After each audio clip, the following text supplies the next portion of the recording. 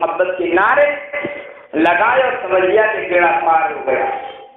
نہیں، یہ تو پہلی سیڑھی ہے.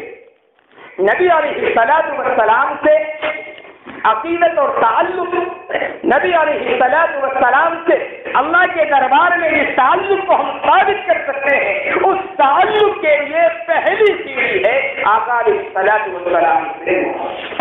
دوسری جو چیز ہے وہ ہے نبی علیہ الصلوۃ والسلام سے عقیدت.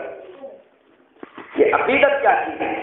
آقا علیہ الصلوۃ والسلام کی شریعت مطہرہ کو لے کر کے آئے ہیں. نبی علیہ الصلوۃ والسلام نے جن چیزوں کے کرنے کا حکم فرمایا ہے، جن منہیات سے نبی علیہ الصلوۃ والسلام نے منع فرمایا ہے، ہم سچے دل سے یہ مانیں کہ آقا علیہ الصلوۃ والسلام کے سارے فرامین سچے ہیں. نبی علیہ الصلوۃ والسلام نے جتنی باتیں ارشاد فرمائی ہیں وہ ہماری عقل میں آتی ہو تب بھی اور ہماری عقل میں نہ آتی ہو تب بھی ہم اس بات کا اعتقاد رکھیں کہ وہ تمام کی تمام چیزیں سچی.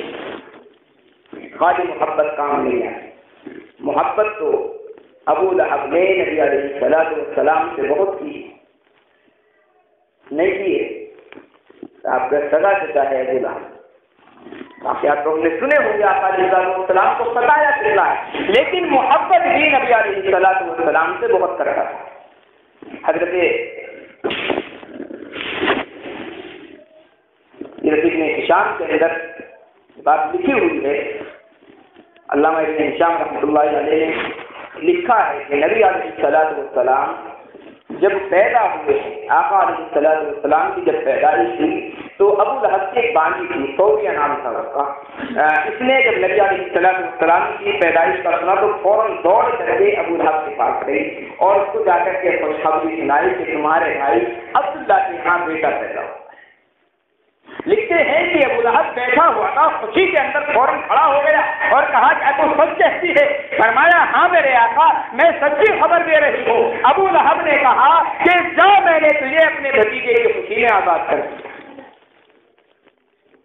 فوراً دوڑ کر کے ابو لہب گھر پر آتا ہے. حضرت عبداللہ آقا علیہ الصلوۃ والسلام کو گود میں لے لیتا، کبھی ہونٹوں کو بوسہ دے رہا ہے، کبھی رخسار مبارک کو چوم رہا ہے، کبھی آپ کے سر پر ہاتھ پھیر رہا ہے. محبت کے جتنے طریقے ہو سکتے تھے، اپنی محبت کے جذبات کو جس طریقے سے وہ ظاہر کر سکتا تھا، یہ ابو لہب ہے جو بعد میں چل کر نبی کا سب سے بڑا دشمن ثابت ہوا ہے اور جس کی دشمنی کو قرآن کریم نے بھی بیان کر دیا. لیکن نبی کے محبت اتنی ہے کہ نبی کی پیدائش کی جب خبر سنی تو باندی کو آزاد کر دیا، نبی کو چوم رہا ہے، نبی کو بوسے دے رہا ہے. نبی سے محبت تو ہے لیکن نبی سے عقیدت نہیں ہے. تو بڑی محبت کام آئی، کتنی کام آئی بتائیے محبت؟ تو خالی محبت کسی کام کی نہیں جب تک یہ محبت کے ساتھ میں عقیدت نہ ہو. عقیدت کا مطلب کیا ہے؟ آقا علیہ الصلوۃ والسلام کے فرامین کو سچ مانا جائے. نبی علیہ الصلوۃ والسلام نے جو بات کہتی وہ برحق ہے. ہماری عقل میں آئے تب بھی برحق، ہماری عقل میں نہ آئے تب بھی برحق، ہماری سوچ وہاں تک جاتی ہو تب بھی نبی کی بات سچی، ہماری سوچ میں وہ بات نہ آتی ہو تب بھی نبی کی بات سچی. آسمان و زمین تھک جائے لیکن نبی کی بات جھوٹی نہیں ہو سکتی ہے. حضرت ابوبکر صدیق رضی اللہ تعالیٰ سفر پر گئے ہوئے ہیں، آقا علیہ الصلوۃ والسلام کو معراج پر بلا دیا گیا. اللہ تبارک و تعالیٰ نے آسمانوں کی سیر کے لیے بلایا. حضرت ابوبکر صدیق رضی اللہ تعالیٰ سفر پر ہے، آپ کو کوئی علم نہیں واقعہ کیا پیش آیا. نبی علیہ الصلوۃ والسلام نے صبح کو واقعہ سنایا. صحابہ کرام کے سامنے کافروں میں ایک شور ہو گیا، ایک ہنگامہ ہو گیا. یہ محمد کیا کیا عجیب باتیں کرتا رہتا ہے. اب یہ عجیب شوشہ نکال کر کے لایا. یہ کہتا ہے میں مکہ المکرمہ سے پہلے فلسطین گیا، بیت المقدس میں جا کر کے نماز ادا کی، اس کے بعد راتوں رات مجھے ساتوں آسمانوں کی سیر کرا دی گئی. ابھی رات مکمل نہیں ہوئی کہ زمین پر آ کر کے واپس آیا اور ابھی رات کے کچھ ہی لمحات گزرے ہیں. ابو جہل نے شور کرنا شروع کر دیا، کفار مکہ نے ہنگامہ برپا کر دیا. نبی علیہ الصلوۃ والسلام کو لانے کی ساری تدبیریں کر لی گئی. حضرت ابوبکر صدیق رضی اللہ تعالیٰ سفر سے واپس آئے، ابھی کسی صحابی سے کوئی بات نبی علیہ الصلوۃ والسلام کے تعلق سے نہیں سنی. جاتا ہے حضرت ابو بکر صدیق رضی اللہ تعالیٰ عنہ کے پاس، کہنے لگا ابو بکر کی بات بتلاؤ، تم بڑے عقلمند آدمی ہو، مکہ المکرمہ کے مشہور لوگوں میں سے ہو، مشہور تاجر بھی ہو، جہاں جہاں پر ایک اہم فیصلے کے لیے کسی کو بلایا جاتا ہے تو ایک فرد تم ہو کہ بڑے بڑے فیصلوں کے لیے تمہیں بلایا جاتا ہے۔ ابو بکر تم عقلمند ہو، دانشمند ہو، ایک بات مجھے بتلاؤ۔ ابو بکر صدیق نے فرمایا پوچھ کیا پوچھ رہا ہے؟ ابو جہل کہنے لگا ابو بکر ایک بات بتلاؤ، اگر کوئی آدمی یہ کہے کہ میں مکہ المکرمہ سے اٹھا، رات میں یہاں سے فلسطین پہنچا، فلسطین پہنچنے کے بعد میں نے وہاں پر نماز پڑھی، پھر آسمانوں کی سیر کر کے آیا، جنت میں نے گھومی، جہنم میں نے گھومی، اور رات ابھی مکمل نہیں ہوئی پھر میں آ کر کے اسی طرح سے بات بتاؤ تم ایسے آدمی کے بارے میں کیا کہتے ہو؟ ابو بکر صدیق رضی اللہ تعالیٰ نے فرمایا وہ آدمی چھوٹا ہے یا دیوانہ ہے، یا تو پاگل ہے، اسے شعور ہی نہیں وہ کیا کہہ رہا ہے، یا اگر وہ جان بوجھ کر یہ باتیں کر رہا ہے تو جھوٹ بول رہا ہے۔ اب ابو جہل کو موقع ہاتھ آ گیا، وہ تو چاہتا ہی یہ تھا کہ نبی علیہ السلام کو کسی طریقے سے جھوٹا ثابت کیا جائے۔ کہنے لگا ابو بکر جانتے ہو یہ بات کہنے والا کون ہے؟ یہ بات تمہارے سب سے بڑی دوست محمد صلی اللہ علیہ وسلم نے کہی ہے۔ ابو بکر نے کہا عجیب بیوقوف آدمی ہے، اگر میرا نبی یہ بات کہتا ہے تو 100% صحیح۔ اب نبی کی زبان سے جب سن لیا کوئی سوچ نگاہ میں، کوئی غور و فکر نہیں کہ یہ بات سچی ہو بھی سکتی ہے یا نہیں ہو سکتی، نبی سے تحقیق بعد میں کی ہے، جا کر کے سب سے پہلے تصدیق کر دی ہے۔ حضرت ابو بکر صدیق رضی اللہ تعالیٰ نے ابو جہل کے سامنے ہونا تو یہ چاہیے تھا کہ بھائی میں جا کر کے معلوم کر کے آتا ہوں نبی سے کیا واقعی وہ ایسی بات کہہ رہے ہیں یا تو اپنی طرف سے بنا رہا ہے، لیکن نبی سے عقیدت کا معاملہ ہے، نبی کی باتوں پر یقین کرنے کا معاملہ ہے۔ حضرت ابو بکر صدیق رضی اللہ تعالیٰ جیسا عظیم آدمی اس کو اتنی فرصت کہا کہ وہ نبی سے تحقیق کرے۔ ابو جہل نے کہا تمہارے ساتھی نے یہ بات کہی، ابو بکر صدیق نے کہا اگر میرے ساتھی نے کہی 100% سچ ہے، ذرہ برابر شک اور شبہے کی گنجائش۔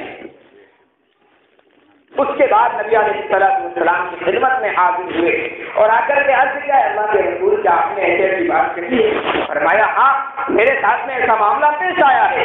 اب حضرت ابو بکر صدیق رضی اللہ تعالیٰ نے آقا علیہ السلام سے کہا اللہ کے رسول نے اس کی تصدیق کر۔ یہ ہے نبی علیہ السلام کی باتوں کو سچ ماننا کہ ہماری عقل میں آئے تب بھی، ہماری عقل میں نہ آئے تب بھی، لیکن ہر حالت میں نبی کی بات سچی ہے۔ حضرت عمر بن عاص رضی اللہ تعالیٰ بڑے مشہور صحابی، بڑے مالدار لوگوں میں سے تھے، اسلام لے کر کے آ گئے تو اسلام کے بعد ان کی حالت عجیب سی ہو گئی، ایک مجذوبانہ کیفیت ہوتی تھی، کپڑوں کا کوئی احساس نہیں ہوتا تھا۔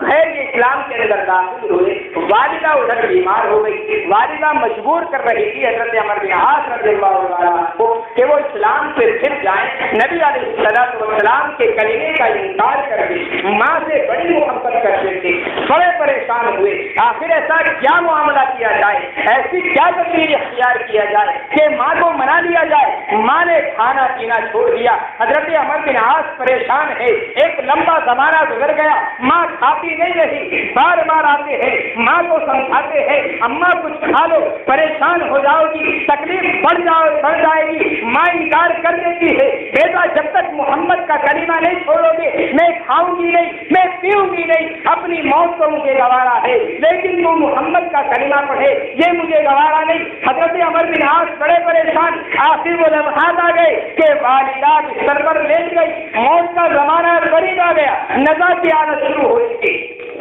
تمام محلے والے اکٹھے ہو گئے، گھر والے رونے لگے، والدہ پڑی ہوئی ہے، حضرت عمر بن عاص بار بار کہہ رہے ہیں اماں کچھ کھا لیجیے، اماں کچھ پی لیجیے، جان بچ جائے گی، لیکن ماں کہتی ہے بیٹا مجھے مرنا گوارا ہے، تو محمد کا کلمہ پڑھے، تو محمد کی باتوں کو سمجھوانے یہ مجھے گوارا ہے۔ حضرت عمر بن عاص رضی اللہ تعالیٰ نے جب دیکھا کہ اماں کیا بالکل وقت قریب آ چکا ہے، اب انتقال ہوا چاہتا ہے، حضرت عمر بن عاص نے فرمایا اماں ایک بات سن لو، تم انتقال کے بستر پر لیٹی ہوئی ہو اور تمہارا جانے کا وقت قریب آ گیا ہے، لیکن اماں میں تمہارے سامنے ایک بات بتانا چاہتا ہوں، اللہ نے مجھے ایک ماں دی ہے اور اللہ نے تمہیں صرف ایک جان دی ہے، اگر میرا رب مجھے 100 مائیں دے دے اور ان تمام ماؤں کو 100 جان دے دے، اماں میں نبی کے کلمے کو نہیں چھوڑ سکتا، میں اپنی 100 ماؤں کی 100 جانیں نکلتا ہوا تو دیکھ سکتا ہوں، لیکن میرے نبی نے جو بات کہی ہے میں اسے لا دوں، میرے نبی کی بات کا انکار کر دوں، یہ ہے میرے بھائیوں نبی کی بات پر مکمل اعتماد، کیا علیہ الصلوۃ والسلام نے جو بات کہہ دی وہ سچ ہے۔ یہ تو ہمارا زمانہ ہے کہ ہم باتوں کو آقا علیہ الصلوۃ والسلام کی یوں ہی ٹال دیتے ہیں۔ نبی علیہ الصلوۃ والسلام کے زمانے میں کافر بھی آقا علیہ الصلوۃ والسلام کی بات کو جھوٹ ماننے کی ہمت نہیں کرتے۔ جتنے کافر لوگ ہیں، ابو جہل کا معاملہ ہو، ابو لہب کا معاملہ ہو، کسی اور کا معاملہ ہو، نبی علیہ الصلوۃ والسلام کی باتوں کو سچ مانتے تھے۔ آقا علیہ الصلوۃ والسلام نے کوئی بات کہہ دی، اب وہ اپنی مجلسوں میں تذکرہ کرتے تھے کہ نبی جھوٹ تو نہیں بولتی، محمد نے کبھی جھوٹ نہیں بولا۔ امیہ بن خلف، بار بار آپ نے سنا ہوگا، بڑا مشہور آدمی ہے، غزوہ بدر کے اندر اس کو موت کے گھاٹ اتارا گیا ہے۔ آقا علیہ الصلوۃ والسلام جب مکہ المکرمہ سے ہجرت کر کے مدینہ منورہ تشریف لے گئے، ایک صحابی سے امیہ بن خلف کی دوستی، یہ امیہ بن خلف کبھی جب مدینہ المنورہ جاتا تو انہی صحابی کے یہاں ٹھہرا کرتا تھا، اسی طریقے سے وہ صحابی جب کبھی مکہ المکرمہ آتے تو وہ اسی کے یہاں ٹھہرا کرتے تھے، آپس میں دوستی تھی۔ نبی علیہ الصلوۃ والسلام مدینہ منورہ کر کے تشریف لے گئے، یہ صحابی مکہ المکرمہ آئے، انہوں نے امیہ بن خلف سے کہا کہ میری خواہش ہے کہ میں خانہ کعبہ کا طواف کروں۔ دوستی تھی، امیہ بن خلف لے کر کے چلے گئے طواف کرنے کے لیے۔ اب یہ صحابی طواف کر رہے تھے، کفار مکہ نے جب یہ دیکھا کہ یہ تو مسلمان ہیں اور یہ ہجرت کر کے مدینہ منورہ تشریف لے گئے نبی علیہ الصلوۃ والسلام کے ساتھ، امیہ بن خلف کو انہوں نے لعن طعن شروع کر دیا کہ تم ہمارے دشمنوں کو ہمارے گھر میں لا کر کے طواف کرا رہے ہو، یہ تو ہمارے لیے بے عزتی کی چیز ہے، لہٰذا اس کو خانہ کعبہ سے باہر کرو۔ امیہ بن خلف جو کہ رسوخ والا آدمی تھا، اب یہ بڑا پریشان ہوا کہ دوستی کا معاملہ دیکھے یا کفار مکہ کا معاملہ دیکھے، انہوں نے صحابی کو اشارت سمجھا دیا کہ بھائی آپ باہر چلے جاؤ۔ وہ صحابی کہنے لگے میاں تم کیا بات کرتے ہو؟ ارے امیہ میں نے تو تمہارے بارے میں حضور سے سنا ہے کہ حضور سے قتل کریں گے۔ اب اس نے جب یہ بات سنی بڑا پریشان ہو گیا، کہنے لگا کیا واقعی حضور نے کہا ہے؟ فرمایا کہ ہاں میں نے حضور سے اپنے کانوں سے سنا ہے کہ آقا علیہ الصلوۃ والسلام تجھے قتل کریں گے۔ کفار مکہ سے انہوں نے خیر کہا کہ دیکھو اگر تم یہ طواف سے روکتے ہو، تمہارا جو راستہ ہے وہ مدینہ منورہ سے ہو کر کے گزرتا ہے، میں وہاں پر جا کر کے تمہارے قافلے کو روک لوں گا۔ خیر وہ طواف کر کے واپس چلے گئے۔ اصل بتانا یہ ہے کہ امیہ بن خلف جو ہے وہ نبی علیہ الصلوۃ والسلام کا پکا دشمن، لیکن اس کے دل میں نبی علیہ الصلوۃ والسلام کی یہ بات گھر کر رہی کہ میں قتل کیا تھا۔ بڑا پریشان ہوا، گھر پہ آ گیا، بیوی سے بات بتائی، پھر کہنے لگا کہ اب اس کی تفسیر یہ ہے کہ آقا علیہ الصلوۃ والسلام نے یہ نہیں بتلایا کہ میں قتل کہاں کیا جاؤں گا، لہٰذا میں مکہ المکرمہ میں جب تک رہوں گا کیونکہ اپنے لوگوں کے درمیان ہوں، اس لیے یہاں کوئی مجھ پر حملہ نہیں کر سکتا، اور میں یہ وعدہ کر رہا ہوں کہ مکہ المکرمہ سے کبھی باہر نہیں جاؤں۔ یہ نبی کا پکا دشمن ہے، لیکن نبی کی بات پر اعتماد کتنا ہے، اپنی بیوی سے وعدہ کر رہا ہے کہ میں مکہ المکرمہ سے باہر نہیں نکلوں گا، اس لیے کہ باہر نکل گیا دشمنوں سے مقابلے کا لیتا ہے اور کہیں نبی کی وہ بات سچی نہ ہو جائے کہ میں قتل کیا جاؤں۔ خیر زمانہ گزرتا گیا، اب وقت آ گیا ابو جہل نے لعن طعن شروع کی، امیہ بن خلف کو اکسایا، تم مکہ المکرمہ کے سرداروں میں سے ہو، اگر تم لڑائی کے لیے نہیں جاؤ گے تو دیگر لوگ کیسے نکلیں گے؟ اب بھی اپنی عزت بچانے کے لیے گھر میں گیا، اس نے بیوی سے کہا کہ ذرا کچھ میرا سامان تیار کر دو۔ بیوی نے کہا تم نے تو وعدہ کر رکھا ہے اور نبی نے تمہیں کہہ رکھا ہے کہ تم مکے کیے جاؤ گے۔ امیہ کہنے لگا کہ ہاں میں جانتا ہوں، لیکن میں جنگ کے میدان میں نہیں جاؤں گا، کچھ دور جا کر کے ان لوگوں کو دھوکہ دے کر کے واپس آ جاؤں۔ خیر یہ چلا مجھ پر سوار ہو کر کے اور کو اتنا موقع نہیں مل پایا کہ یہ دھوکے سے واپس آ سکے۔ نتیجہ یہ ہوا، یہ بدر کے مقام کے اندر پہنچا اور نبی علیہ السلام کی وہ پیشین گوئی جو ان صحابی نے سنائی تھی وہ یہاں پر آ کر کے پوری ہوئی اور امیہ بن خلف غزوہ بدر کے اندر مار دیا۔ تو کافروں کو اتنا اعتماد نبی علیہ السلام کی بات پر کہ آقا علیہ السلام نے اگر کسی چیز کی خبر دے دی تو کافر بھی یہ جانتا ہے کہ نبی علیہ السلام جھوٹ نہیں بولتے۔ آقا علیہ السلام جب پہلی وحی نبی علیہ السلام پر نازل ہوئی تبلیغ کے تعلق سے، جب قرآن نے کہا وَأَنذِرْ عَشِيرَتَكَ الْأَقْرَبِينَ، اے نبی آپ اپنے قریبی رشتے داروں کو بلائیے۔ نبی علیہ السلام کا وہ بڑا مشہور واقعہ ہے، آپ کو ہے صفا پر چڑھتے ہیں، اپنے گھر والوں کو، اپنے رشتے داروں کو، خاندان والوں کو بلاتے ہیں۔ نبی علیہ السلام نے بلا کر کے کہا کہ لوگوں ایک بات بتلاؤ، اگر میں تم سے یہ کہوں کہ اس پہاڑ کے پیچھے ایک لشکر ہے جو تمہیں نظر نہیں آتا، مجھے نظر آ رہا ہے، اور میں یہ کہوں کہ صبح کے وقت وہ تمہارے اوپر حملہ کرنے والا ہے، بتاؤ تم اس بات کو سچ مانو گے یا نہیں؟ اس کے آگے آپ بتائیں کہ انہوں نے کیا کہا تھا؟ واقعہ سنا ہوگا، کیا کہا تھا تمام لوگوں نے مل کر کے؟ ماں جربنا علیہ کا خطبہ، اے نبی ہم نے پوری زندگی آپ کے ساتھ میں گزاری ہے، ہم نے کبھی دیکھا ہی نہیں کہ آپ کو پوری زندگی جھوٹ بولتے ہوئے، لہٰذا آپ جو بات کہیں گے وہ سچ۔ اس کے بعد ایک جملہ آپ اور سنیے، تاریخ ابن ہشام میں لکھا ہوا ہے، ابن ہشام لکھتا ہے کہ نبی علیہ السلام نے ایک جملہ اور ارشاد فرمایا لوگوں ایک بات اور بتلاؤ، میں یہاں پر اونچے پر کھڑا ہوا ہوں، پہاڑی کے نیچے جو کچھ مجھے نظر آ رہا ہے وہ تمہیں نظر نہیں آ رہا، لیکن اگر تم میں سے کچھ آدمی پہاڑی کے اوپر چڑھ کر کے میرے برابر میں آ کر کے کھڑے ہو جائے، وہ یہ دیکھے کہ میرے پیچھے جو پہاڑی ہے اس پر کوئی لشکر موجود نہیں، کوئی فوج موجود نہیں ہے، اور اس کے بعد میں آپ سے کہوں کہ میرے پیچھے فوج کھڑی ہوئی ہے جو صبح کے وقت تمہارے اوپر حملہ کرنے والی ہے، اب بتاؤ تم میری بات کو سچ مانو گے؟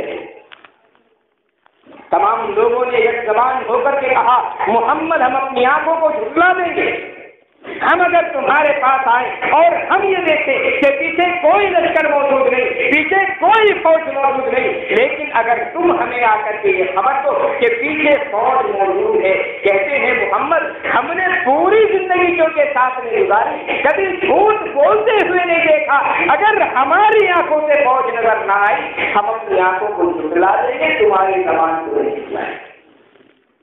یہ اعتماد تھا آقا علیہ السلام پر، مسلمانوں کا نہیں غیر مسلموں کا، ان لوگوں کا جو نبی علیہ السلام کے سخت دشمن۔ تو میرے بھائیو ہمارا کیسا اعتماد ہونا چاہیے؟ آقا علیہ السلام نے جن چیزوں کا حکم فرمایا ہے، نبی علیہ السلام نے جن چیزوں کے متعلق فرما لیا ہے، یہ کامیابی کی ضمانت ہے۔ ہم اگر ان باتوں کو سچا سمجھتے ہیں تو پھر کیا وجہ ہے کہ ان باتوں پر عمل نہیں کرتے؟ یا تو ہمارا اعتماد نہیں ہے، اور اگر اعتماد ہے تو ہمارے عمل میں کوتاہی ہے۔ ہم یہ جانتے ہیں 1000 روپے زبان سے فلاں سامان ہمارا آ جاتا ہے، کبھی ایسا ہوتا ہے کہ ہم 1000 کے بجائے 500 روپے لے کر کے وہاں پر جاتے ہیں؟ نہیں نا، ہمیں یقین ہے، ہمیں اعتماد ہے کہ فلاں سامان 1000 روپے کا ہے، 1000 لے کر کے جاتے ہیں، کم نہیں لے کر کے جاتے۔ نبی علیہ السلام نے جتنی چیزوں کے متعلق فرما دیا کہ یہ کرو گے تو یہ ثواب مل جائے گا، یہ کام کرو گے تمہیں جنت مل جائے گی، یہ کام کرو گے تم جہنم کے مستحق بن جاؤ گے، جتنی باتوں پر ہم عمل کرتے ہیں نبی علیہ السلام نے جن چیزوں سے منع فرمایا، میرے بھائیوں کتنی چیزوں سے ہم رکتے؟ یا تو ہماری عقیدت کمزور ہے، اور حقیقت یہ ہے کہ ہم کہتے تو ہے زبان سے کہ اللہ تبارک و تعالیٰ نے آقا علیہ السلام پر جتنے احکامات نازل فرمائے سب سچ ہے لیکن ہماری زبان کی